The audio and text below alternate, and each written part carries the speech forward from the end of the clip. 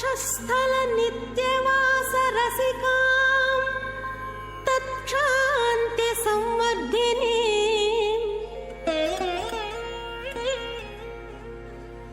पद्मालंकृत पाणि पल्लवयुगां पद्मासनस्थां श्रियं वात्सल्यादि गुणोज्ज्वलां भगवती वन्दे जगन्मातरम्।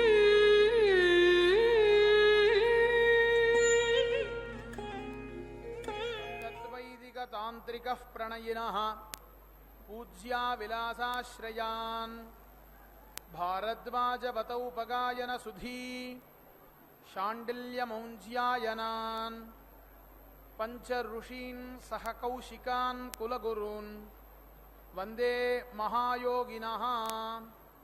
ओम अस्मद्गुरुभ्यो नमः। ओम अस्मत्परमगुरुभ्यो नमः। ओम अस्मत्परमेष्ठिगुरुभ्यो नमः। ओम अस्मत्सर्वगुरुभ्यो नमः। शुक्लांबरधरं विष्णुं शशिवर्णं चतुर्भुजं प्रसन्नवदनं ध्यायेत् सर्वविघ्नोपशान्तये। यस्य द्विरदवक्त्राद्याः पारिषद्याः परशतं विघ्नं निघ्नन्ति सततं विश्वक्सेनं तमाश्रये। हरिः ओम तत्सत्। श्री गोविंद गोविंद गोविंद।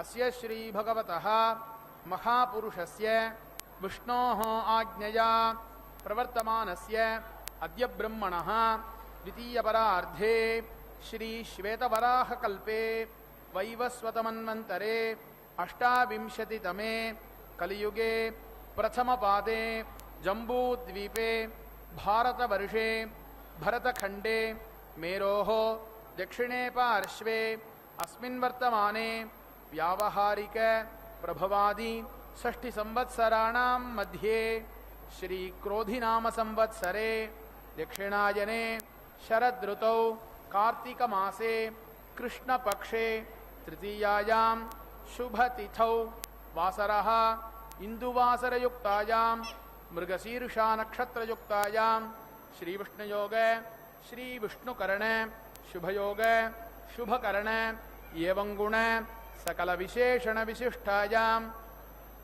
तृतीयायां शुभतिथौ श्री भगवतः श्री वासुदेवस्य दिव्याज्ञया श्री वासुदेव प्रीत्यर्थम् अस्य देवदेवस्य भगवतो वासुदेवस्य श्री भूमनीला पद्मावती नायिका समेत श्री श्रीनिवास स्वामी सन्निधौ अस्याः देवदेव्याः भगवत्याः श्री पद्मावती महालक्ष्म्याः प्रीत्यर्थम् राजराष्ट्राभिवृद्ध्यर्थम् लोकक्षेमार्थञ्च कल्याण उत्सव कर्मणि కళ్యాణోత్సవానికి సమర్పించుకున్న ఉభయదాతలు మీ గోత్రం పేరు నక్షత్రం మీ శ్రీమతి యొక్క పేరు పిల్లల యొక్క పేరుని మనసులో స్మరించుకోవలసిందిగా కోరుచున్నాము.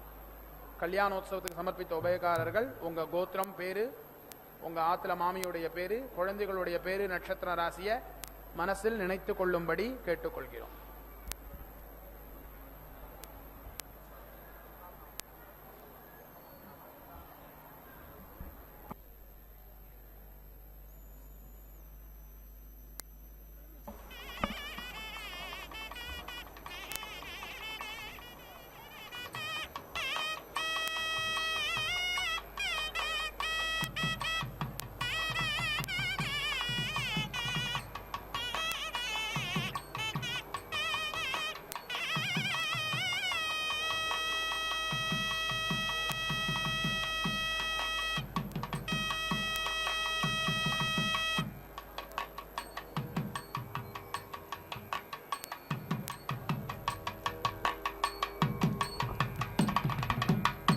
सर्वेषां भक्तानां क्षेमस्थैर्य वीर्यविजय अभय आयुः आरोग्य ऐश्वर्यानाम् अभिवृद्ध्यर्थं धर्मार्थ काममोक्ष चतुर्विध फल पुरुषार्थ सिद्ध्यर्थं राजद्वारे राजमुखे सर्वकार्यानुकूल सिद्ध्यर्थं अरोग दृढगाद्रवचिर शरीरता सिद्ध्यर्थं श्री पद्मावती महालक्ष्म्याः परिपूर्ण कृपा कटाक्ष सिद्ध्यर्थम श्रीपांचरात्र भगवत्शास्त्रोक्त विधानेन कल्याण महोत्सवम् आचार्य मुखेन करिष्ये। श्री पद्मावती प्रीयताम् प्रीयताम् भगवती पद्मावती। मंगलवाद्यम्।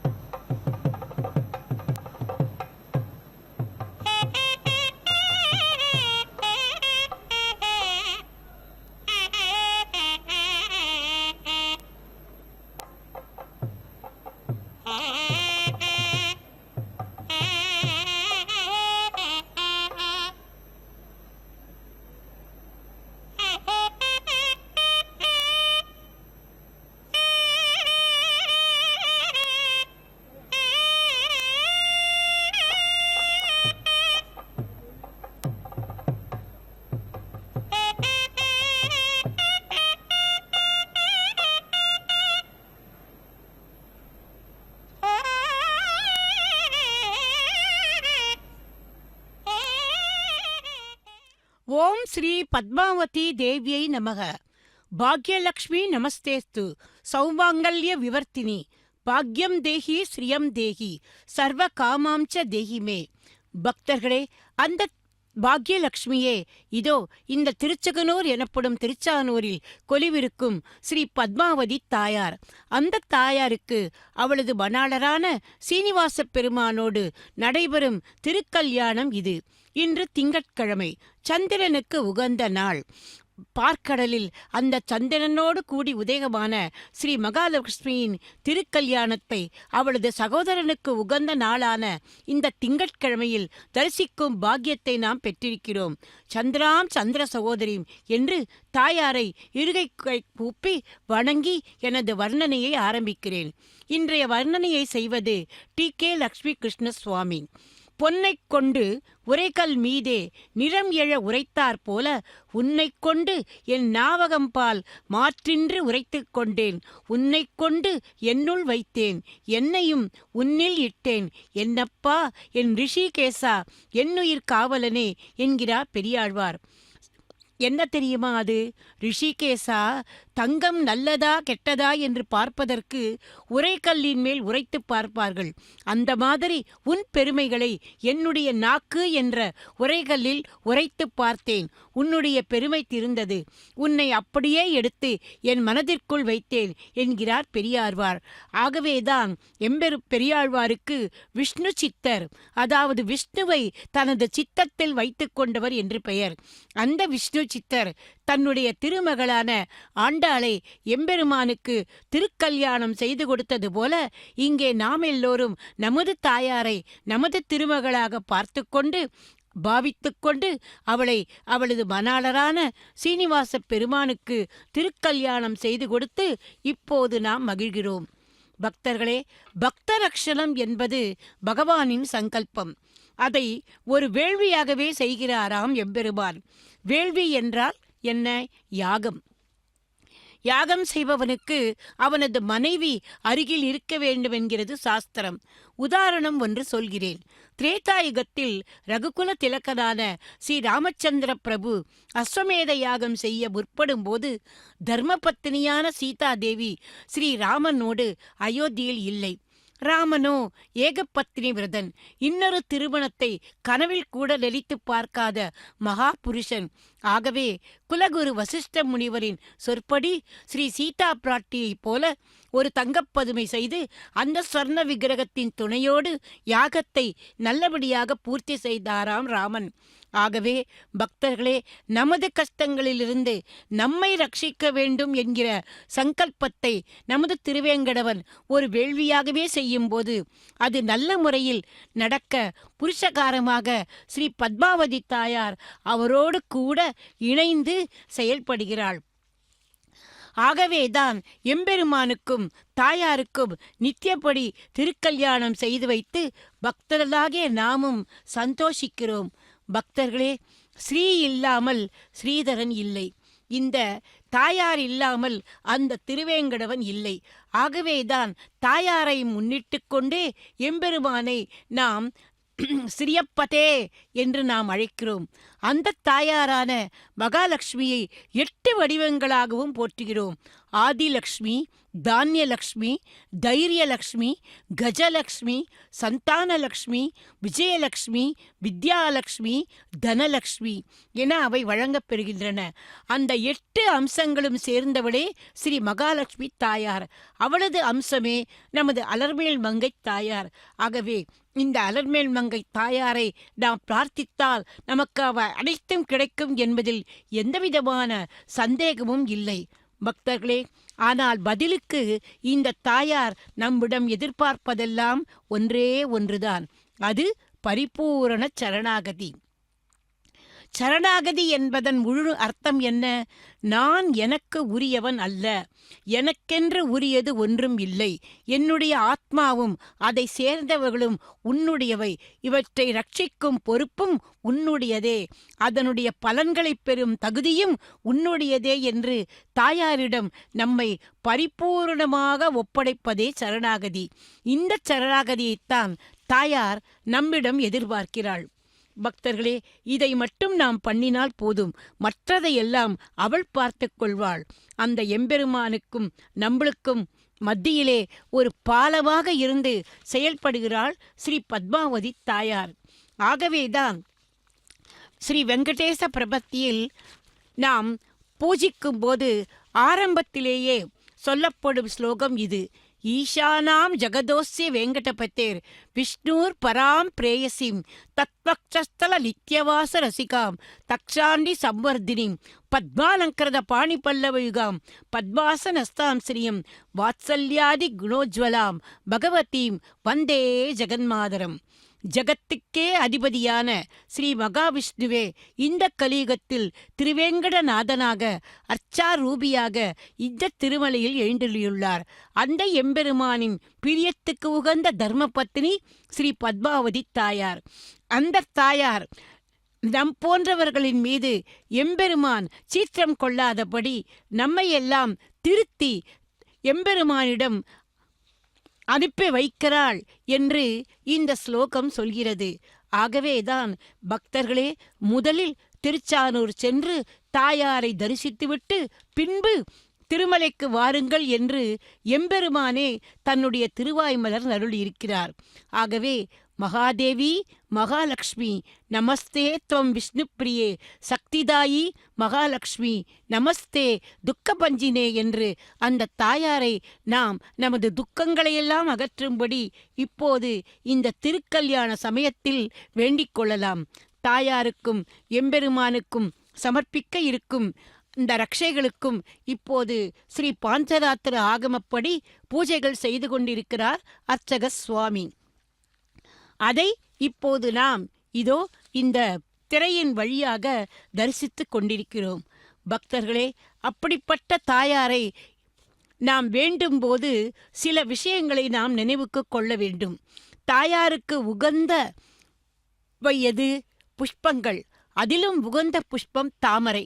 தாமரை மலரால் தாயாரை வெள்ளிக்கிழமை செவ்வாய்க்கிழமை போன்ற நல்ல மங்களகரமான நாட்களில் அர்ச்சித்தால் நமக்கு வேண்டியது அனைத்தும் கிடைக்கும் என்கிறார்கள் பெரியோர்கள். வேதம் ஸ்ரீபூ நீலா சூக்தங்களை மட்டும் கூறியது.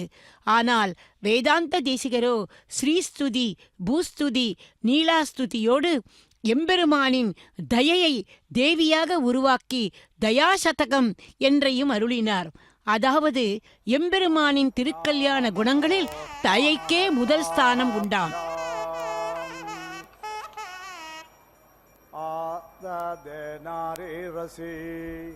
युञ्जते मण उत युञ्जते धियो विप्रस्य बृहतो विपश्चिताः देवयुणा विदेगयन्महे देवस्य सविदुः परिष्टुतिः देवेद्या वा पृथिवी मघस्य वा मध्यशिराहाराध्या सन्देवयजन पृथिव्याः मखायत्वा मखस्यत्वा शेर्ष्ण देव्यो वम्र्यो भूतस्य प्रथमजा मखस्य ओद्यशिरो राज्यासन्दे भयजन पृथिव्याः मखायत्वा मखस्यत्वा शेर्ष्ण यत्यग्र आसेर्मखस्य तेद्यशिरो राध्यासन्दे भयजन पृथिव्याः मखायत्वा मखस्यत्वा शेर्ष्ण इन्द्रस्यौजस्थमखस्य वोद्यशिरो राध्यासन्दे भयजन पृथिव्याः मखायत्वा मखस्यत्वा शेर्ष्ण मखायत्वा मखस्यत्वा शेर्ष्ण मखायत्वा मखस्यत्वा शेर्ष्ण प्रैतो ब्रह्मणस्पतिः प्रदेव्येतसोनृता अच्छा वीरन्नर्यं पङ्क्तिराधसं देवा यज्ञन्नायन्तु नः मखायत्वा मखस्यत्वा शेर्ष्ण मखायत्वा मखस्यत्वा शेर्ष्ण मखायत्वा मखस्यत्वा शेर्ष्ण मखस्य शिरोसे मखायत्वा मखस्यत्वा शेर्ष्ण मखस्य शिरोसे मखायत्वा मखस्यत्वा शेर्ष्ण मखस्य शिरोसे मखायत्वा मखस्यत्वा शेर्ष्ण मखायत्वा मखस्यत्वा शेर्ष्ण मखायत्वा मखस्यत्वा शेर्ष्ण मखायत्वा मखस्यत्वा शेर्ष्ण अश्वस्यत्वा वृष्णशक्राधोपयामि देवयजन पृथिव्याः मखायत्वा मखस्यत्वा शेर्ष्ण अश्वस्यत्वा वृष्णशक्राधोपयामि देवयजन पृथिव्याः मखायत्वा मखस्यत्वा शेर्ष्ण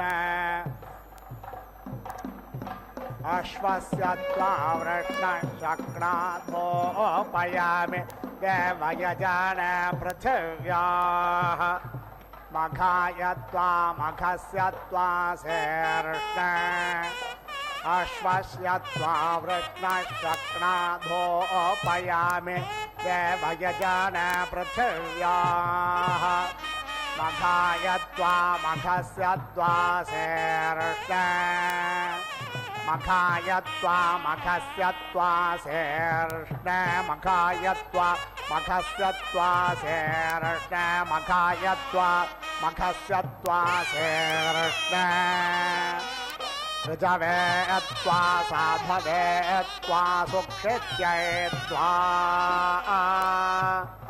मखायत्वा मखस्यत्वा शेर्ष्ण मखायत्वा मखस्यत्वा शेर्ष्ण मखायत्वा मखस्यत्वा शेर्ष्ण यमायत्वा मखायत्वा सूर्यस्यत्वा तपसे देवस्त्वा सविता मध्वा नक्तपृथिव्या सर्गस्पृशस्माहि अर्चिरसे शोचिरसे तपसे अनाः धृष्टा पुरस्तादग्नाराधिपत्य आयुर्मेदाः पुत्रवते दक्षिणत इन्द्रस्याधिपत्ये प्रजां मेदाः सुषदा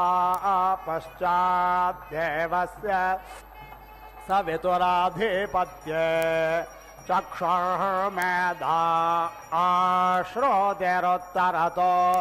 धातुराधिपत्यरायस्पोषं मेदो विधृतिरुपरिष्टात् बृहस्पतिराधिपत्य ओजो मेधा विश्वाभ्यो माना प्राभ्यस्पाहि मनोरश्वासे स्वाहा मरुद्भ्यः परिश्रेयस्व दिवसज्ञस्पृशस्पाहि माधो माधो माधो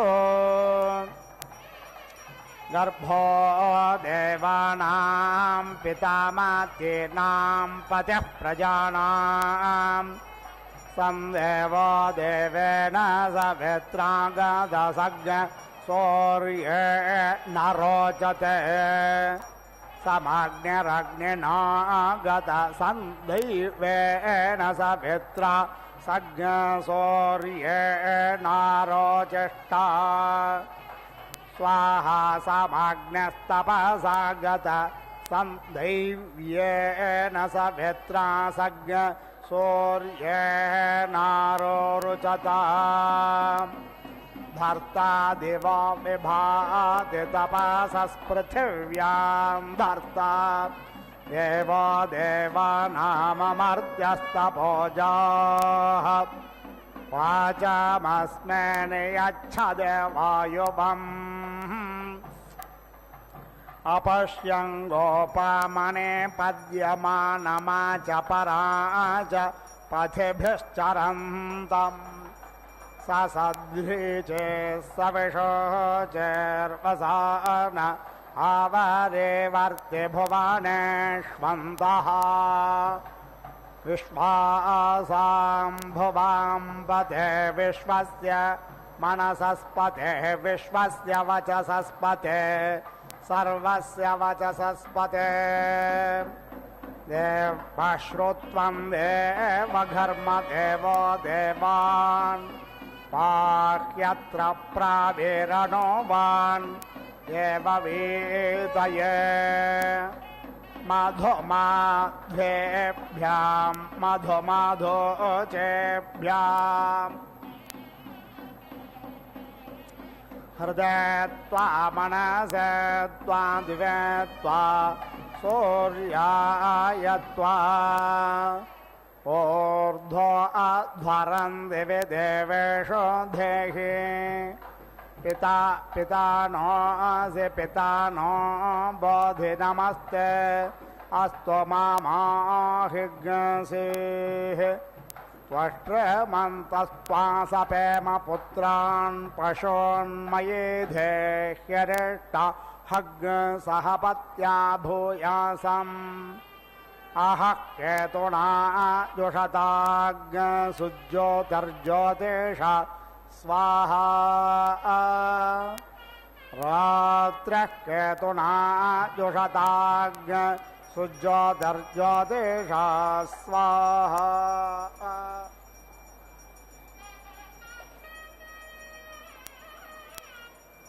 देवस्य त्वा सवितुः प्रासवेश्विनोर्बाहुभ्यां वोष्णो हस्ताभ्याम् आददेदित्यैरास्नासि इळयेह्यदितयेः सरस्वत्यैः असावेह्यसावेह्यसावेः आदित्यैरास्नासेन्द्राण्या पुष्णेशाः पोषासे घर्माय देष्वा अश्वेभ्यां पिन्वस्व सरस्वत्यै पिन्वस्वेन्द्राय पिन्वस्व स्वाहेन्द्रवत् स्वाहेन्द्रवत् स्वाहेन्द्रवत् यस्ते स्तनः शशयो यो मायो भोर्यो रत्नधा वासु विद्यत्सु दत्राः येन विश्वा पुष्यसि वार्याः निसरस्वतितमिह धाता वेगः पूर्वन्तरिक्षमन्वे मे गायत्रञ्छन्दोऽसि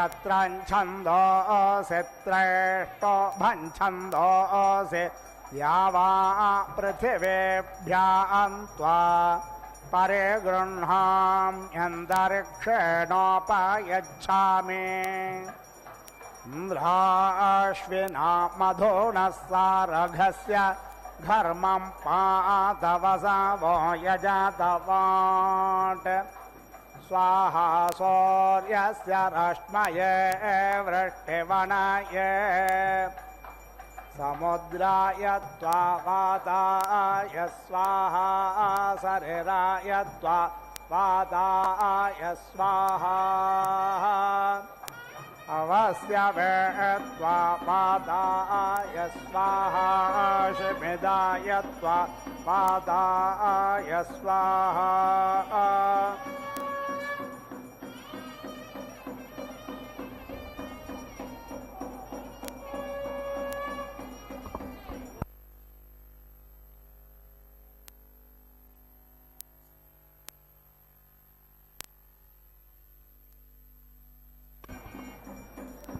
समुद्राय त्वा वाताय स्वाहा शरीराय त्वा वाताय स्वाहा अनाधृष्याय त्वा वाताय स्वाहा प्रतिधृष्याय त्वा वाताय स्वाहा अवस्य वेत्वा वाताय स्वाहा शिमिदाय त्वा वाताय स्वाहा इन्द्राय त्वा वसोमते रुद्रवात इन्द्राय त्वा दित्यवाते इन्द्राय त्वाभिमातिघ्ने स्वाहा सवित्रे त्वारभुमते विभुमते वाजावते स्वाहा बृहस्पतये त्वा विश्वदेव्यावते स्वाहा यमाय त्वाङ्गिरस्पते पितृमते स्वाहा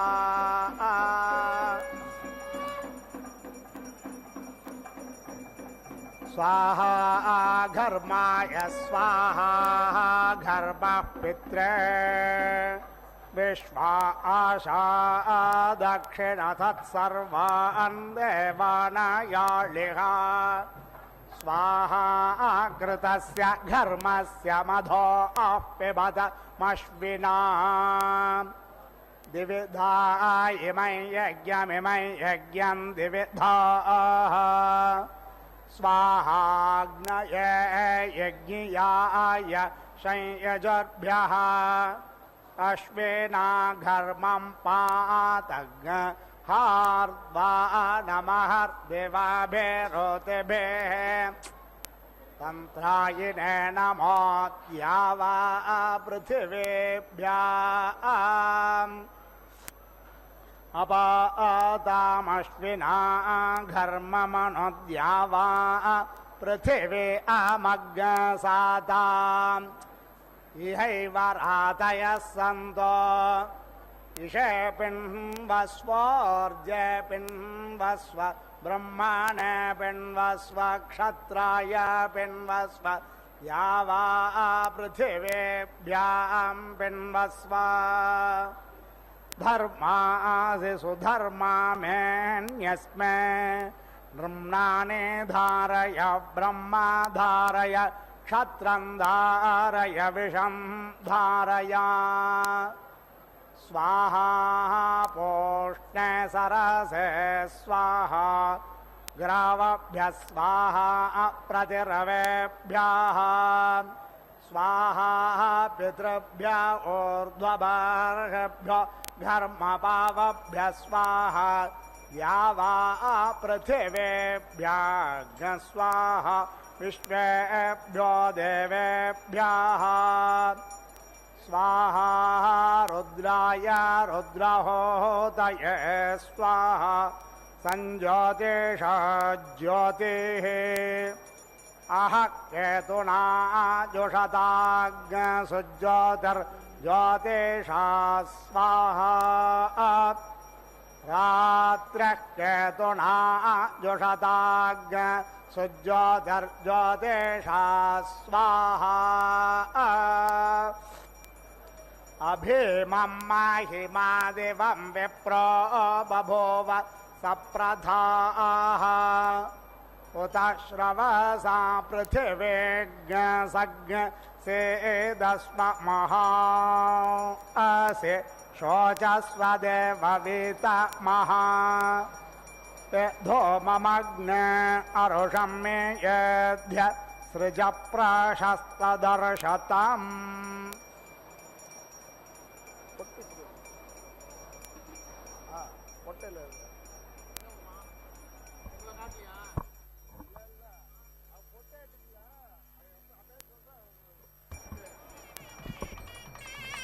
याते घर्म दिव्या शुज्ञा गायत्र्याज्ञः व्यर्धाने साताप्यायतां निष्ट्यायतां तस्यैते स्वाहा याते घर्मान्तरिक्षे शुज्ञा दृष्टभ्याग्ने साताप्यायतां निष्ट्यायतां तस्यैते स्वाहा याते घर्म पृथिव्याग् शुज्ञा जगत्याग् सदस्या साताप्यायतां निष्ट्यायतां तस्यैते स्वाहा क्षत्रस्य त्वा परस्पाय ब्रह्मणस्तन्वं पाहि विषस्त्वा धर्माणा वयमनुक्रामामसुभिताय नव्यसे चतुस्रक्तर्नाभर्हृतस्य सप्रथास्तनो विश्वायुः सप्रथास्तनः सर्वायुः सप्रथाः अपद्वेषो अपःपरोऽन्यव्रतस्य षष्टिमान् घर्मैतत्ते पुरेशं तेन वर्धस्व चाचप्यायस्व वर्धिषेमहे च वयमाचप्यासिषेमहे अचक्रदद्वृषाहरर्महान् मित्रो न दर्शतः सज्ञसौर्येण दिद्योदधर्निधिः सुमेत्रिया न आप ओषधयः सन्तु दुर्मित्रियास्तस्मै सन्तु योऽस्मान् वेष्टियं च वयं विष्मः त्वद्वयं तमसस्परेष्वः पश्यन्त उत्तरम् देवं देवत्रासौर्यमगन्मज्योतिरुत्तमम् यथोऽस्य धिषेमहे समिदसि तेजोऽसि तेजो मये धेहि यावतेद्यावा पृथिवी यावच्च सप्तसिन्धवो यतस्थिर तावन्तमिन्द्रते ग्रहमोर्जा गृह्णाम्यक्षेतं मये गृह्णाम्यक्षेतम् मयेत्यदिन्द्रियं बृहन्मयदक्षो मयक्रतोः घर्मस्त्रिषग्विराजति विराजा ज्योतिष सह ब्रह्मणा तेजसा सह पयसोरेत आभृतं तस्य दोहमषि मह्युत्तरामुत्तराग्समाम् त्विषः संरक्रत्वे दक्षस्य ते सुषुम्नस्य ते सुषुम्नाग्निहुतः इन्द्रापेतस्य प्रजापतिभक्षितस्य मधुमत उपाहूतस्य भक्षयामि स्वाहा प्राणेभ्यः साधिपतिकेभ्यः पृथिव्यै स्वाहाग्नये स्वाहान्तरिक्षाय स्वाहा वायवे स्वाहा दिवे स्वाहा सूर्याय स्वाहा दिग्भ्यः स्वाहा चन्द्राय स्वाहा नक्षत्रेभ्यः स्वाहा वरुणाय स्वाहा नाभ्ये स्वाहा पूताय स्वाहा वाचे स्वाहा प्राणाय स्वाहा चक्षुषे स्वाहा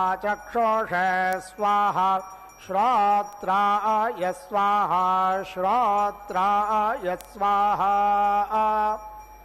मनसः काममाकोतिं वाचः सत्यमशिया पशूनाग्निरूपमन्नस्य मयि श्रीश्रयतां मयि स्वाहा प्रजापतिः सम्भ्रियमाणः सम्राट् सम्भृतो वैश्वदेवः सन्नो घर्मः प्रवृक्तस्तेज उद्यत आश्विनः पयस्यानीयमाने पूषा विष्यन्दमाने मारुतः क्वथन् मैत्रः शरसि सत्तायमाने पायव्यो ह्रियमान आग्नेयो हूयमानो वाग्भूतः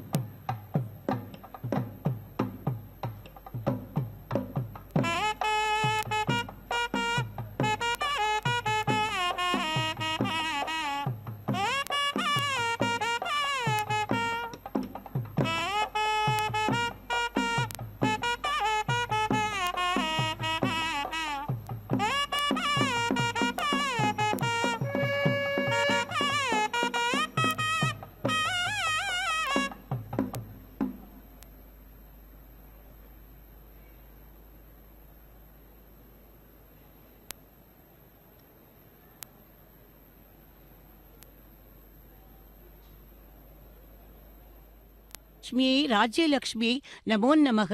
நமஸ்தே சாம்ராஜ்யலக்ஷ்மியை மகாலட்சுமியை நமோ நமக.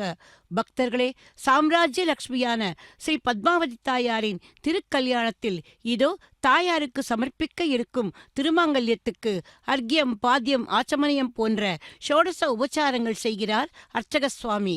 ஷோடச கலாநிதிக்கு ஷோடச உபச்சாரமுலு என்று கீர்த்தித்தார் அன்னமையா. 16 வகையான உபச்சாரங்கள் என்பது அத்தனை விசேஷமானது. அந்த உபச்சாரங்கள் இங்கே இதோ இந்த திருமாங்கல்யத்துக்கு சமர்ப்பிக்கப்படுகிறது. காரணம், சர்வேஸ்வரனின் திருக்கல்யாணம் சர்வேஸ்வரிக்கு சமர்ப்பிக்கப்படுகின்ற அதன் விசேஷம் இன்னும் பல மடங்கு அதிகமாகிறதல்லவா? ஆகவேதான் இப்போது அத்துடன் சேர்ந்தாற்போல கன்யாதான நிகழ்வும் நடைபெற்று கொண்டிருப்பதை நாம் தரிசிக்கிறோம். பக்தர்களே, ஸ்ரீ ராமபிரானுக்கு சபரி இலந்தை பழங்களை ஏன் கொடுத்தால் தெரியுமா? அதில் ஒரு சூக்ஷமம் இருக்கிறதாம். வேடுவ குலப்பெண்ணான சபரி மதங்க முனிவர் அவள் பின்னால் நடக்கப் போவதை தனது தீர்க்க திருஷ்டியால் அறிந்து அவளுக்கு ராமநாமத்தை போதித்தாராம். ஸ்ரீ ராமநாமத்தை ஸ்தபித்துக் கொண்டே அவள் இருக்கும்போது சீதையை தேடிக்கொண்டு ராமலக்ஷ்மணர்கள் அங்கே வந்தார்களாம். ரிஷிகுமாரர்கள் மூலம் நடந்ததை அறிந்த சபரிக்கு ஒரு புறம் ஆனந்தம், ஒரு புறம் வேதனை. रोचना रोचमान शोभन शोभमान कल्याण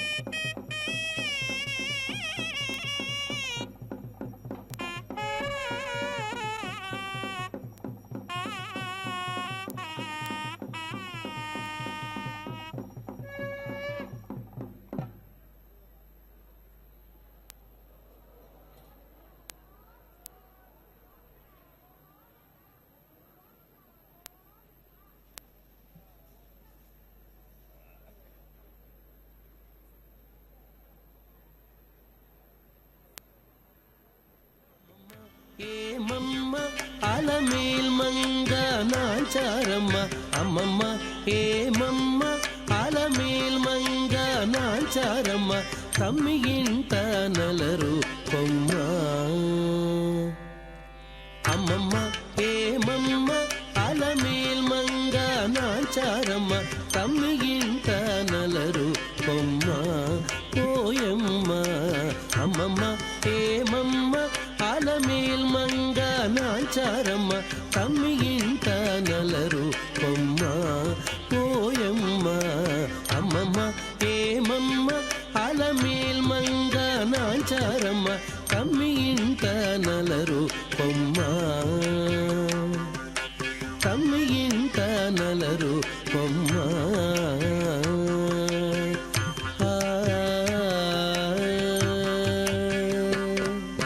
నీరిలోన తల్లడించి నీకే తల వంచి నీరి కింద పులకించి నీరమణుండు నీరిలోన తల్లడించి నీకే తల వంచి నీరి కింద పులకించి నీరమణుండు గోరికొన చెమరించి కోపమే పచరించి గోరికొన చెమరించి కోపమే పచరించి సారెకు నీ అలుకయిటే సాలించవమ్మ గోరికొన చెమరించి కోపమే పచరించి సారెకు నీ అలుకయిటే సాలించవమ్మ అమ్మమ్మ ఏమమ్మ అలమేల్ మంగ నాచారమ్మ తమ్మి ఇంట నలరు కొమ్మ పోయమ్మ అమ్మమ్మ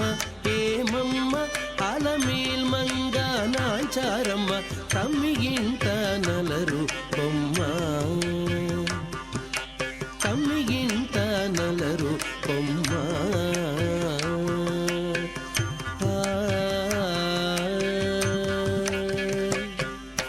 నీకుగానే చెయ్యి చాచి నిండా కోపము రేచి మేకొని నీ విరగాన మేను వెంచి నీకుగానే చెయ్యి చాచి నిండా కోపము రేచి మేకొని నీ విరగాన మేను వెంచి ఈ కడాకడి సతుల హృదయమే పెరరేచి ఈ కడాకడి సతుల హృదయమే పెరరేచి ఆకు మడిచియనైన ఆనతీయవమ్మ ఈ కడాకడి సతుల హృదయమే పెరరేచి ఆకు మడిచియనైన ఆనతీయవమ్మ అమ్మమ్మ ఏమమ్మ అలమేల్ మంగ నాచారమ్మ తమ్మి ఇంట నలరు కొమ్మ పోయమ్మ అమ్మమ్మ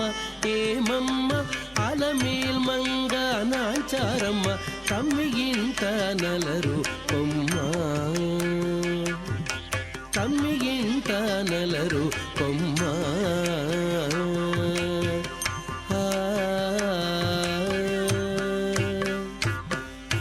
చక్కదనములె పెంచి సకలము గాదలంచి నికపు వెంకటేశుడు నీకే పొంచి నీ చక్కదనములె పెంచి సకలము గాదలంచి నికపు వెంకటేశుడు నీకే పొంచి ఉగ్రశ్చ భీమశ్చ ధ్వాంతశ్చ ధునిశ్చ పాసహ్వాగ్శ్చాభియుగ్వా చ విక్షప స్వాహా అగ్నిగ్హృదాయ నాశనిగ్హృదయాగ్రేణ పశుపతిం కృత్స్నహృదాయేన భవయజ్ఞా సర్వం మతస్నాభ్యామీశానం మన్యునా మహాదేవమంతః పరశవ్యేనోగ్రం దేవం పనిష్ఠురావసిష్ఠ హనుశృంగేనికోశాభ్యాం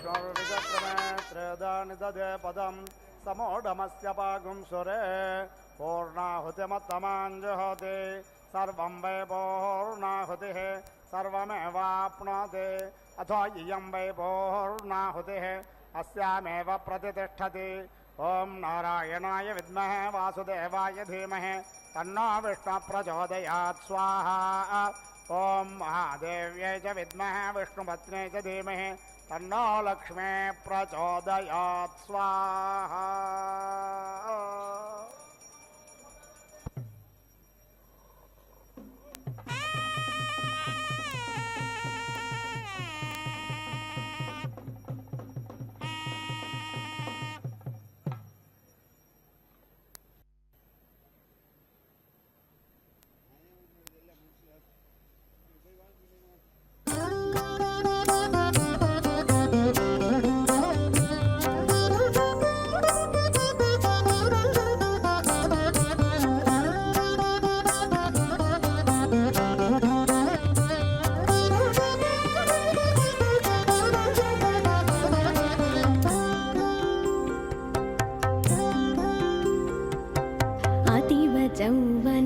రాయలకు పెట్టని కోట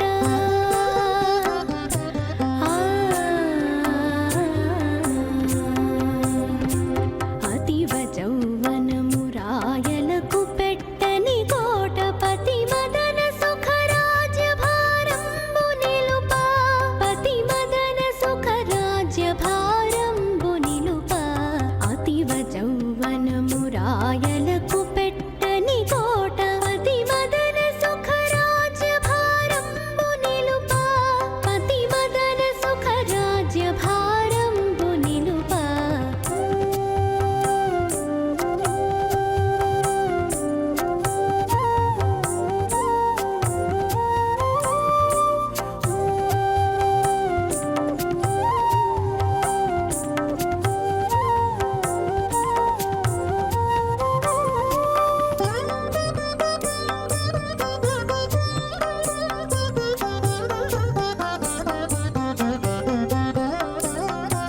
కాంత కను చూపు మేఘంబులో పలి మెరుగు కాంతుని మనంబు చీకటి పాపను కాంత కను చూపు మేఘంబులో పలి మెరుగు కాంతుని మనంబు చీకటి పాపను ఇంటి చక్కని వదన మిందు బింబము విభుని వంత కనుదోయి కలువల చొక్కజేయ ఇంటి చక్కని వదన మిందు బింబము విభుని వంత కనుదోయి కలువల చొక్కజేయ అతివ జౌవనము రాయలకు పెట్టని కోట పతి మదన సుఖ రాజ్య భారంబు నిలుపా పతి మదన సుఖ రాజ్య భారంబు నిలుపా